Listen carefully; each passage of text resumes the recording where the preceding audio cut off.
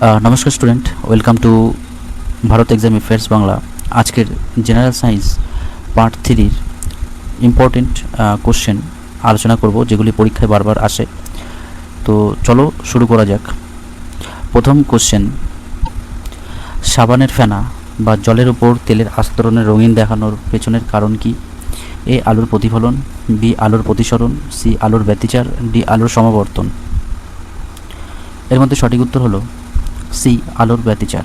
কারণ সাবানের ফেনা বা জলের উপর তেলের পাতলা স্তরের উপর যখন আলো পড়ে, তখন তার উপরে পিঠ ও নিচের পিঠ থেকে প্রতিফলিত আলোক তরঙ্গের মধ্যে উপরিপাতন বা ব্যতিচার ঘটে। এই তরঙ্গের ফেজ পার্থক্যের কারণে এই সুন্দর রঙিন প্যাটার্নটি দেখা যায়। নেক্সট কোশ্চেন, মানবদেহের ক্রোমোজোমের মোট সংখ্যা কত? এর মধ্যে কয়টি সেক্স ক্রোমোজোম থাকে? এ 46টি ক্রোমোজোম, 2 জোড়া সেক্স ক্রোমোজোম, বি 46টি ক্রোমোজোম, 1 জোড়া সেক্স ক্রোমোজোম, সি 44টি ক্রোমোজোম বা 2 জোড়া সেক্স ক্রোমোজোম, ডি 23টি ক্রোমোজোম, 1 জোড়া সেক্স ক্রোমোজোম। এর মধ্যে সঠিক উত্তর হলো বি 46টি ক্রোমোজোম, 1 জোড়া সেক্স ক্রোমোজোম। কারণ মানুষের প্রতিটি কোষে মোট 23 জোড়া বা 46টি ক্রোমোজোম থাকে, যার মধ্যে 22 জোড়াকে 44টি বলা হয় অটোজোম, যা শারীরিক বৈশিষ্ট্যকে নির্ধারণ করে, এবং বাকি 1 জোড়াকে, যেটা দুটিকে বলা হয় সেক্স ক্রোমোজোম XX বা XY, যা লিঙ্গ নির্ধারণ করে। নেক্সট কোশ্চেন, ফিউজ তার তৈরির জন্য কোন দুটি ধাতুর সংকর ধাতু ব্যবহার করা হয় এবং এর বৈশিষ্ট্য হলো কি? এ তামা ও জিঙ্ক, বি টিন ও সীসা, সি লোহা ও নিকেল, ডি অ্যালুমিনিয়াম ও তামা। এর মধ্যে সঠিক উত্তর হলো বি টিন ও সীসা।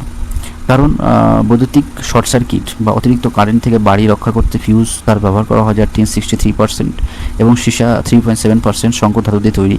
এর প্রধান বৈশিষ্ট্য হলো উচ্চ রোধ এবং নিম্ন গলনাঙ্ক। এর ফলে যার বেশি কারেন্ট এলে এটি গলে গিয়ে সংযোগ বিচ্ছিন্ন করে দেয়। নেক্সট কোশ্চেন, কাঁচা ফল পাকাতে এবং প্লাস্টিক তৈরিতে নিচের কোন হাইড্রোকার্বন গ্যাসটি ব্যবহৃত হয়? A methane, CH4, B ethane, C2H6, C ethylene, C2H4, D acetylene, C2H2। এর মধ্যে সঠিক উত্তর হলো সি ইথিলিন, C2H4। কারণ ইথিলিন একটি প্রাকৃতিক উদ্ভিদ হরমোন, যা গ্যাসীয় অবস্থায় থাকে এবং এটি কাঁচা ফল দ্রুত পাকাতে সাহায্য করে।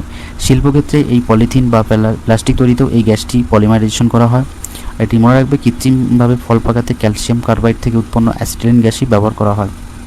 নেক্সট কোশ্চেন, শুষ্ক বরফ বা ড্রাই আইস আসলে কি? এর বিশেষ ধর্মটা হলো কি? এ অন্তত ঠান্ডা সাধারণত বরফ, বি কঠিন কার্বন ডাইঅক্সাইড, সি তরল হাইড্রোজেন এবং ডি কঠিন হাইড্রোকার্বন।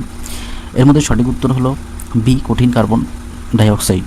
কারণ কঠিন কার্বন ডাইঅক্সাইডকে ড্রাই আইস বা শুষ্ক বরফ বলা হয়। এর বিশেষ ধর্ম হলো ঊর্ধ্বপতন বা সাবলিমেশন, অর্থাৎ এটি গরম হলে তরল না হয়ে সরাসরি গ্যাসে পরিণত হয়। এটি খাবার বা আইসক্রিম ঠান্ডা রাখতে, স্টেজ শোতে কৃত্রিম ধোঁয়া তৈরিতে এটি ব্যবহার করা হয়।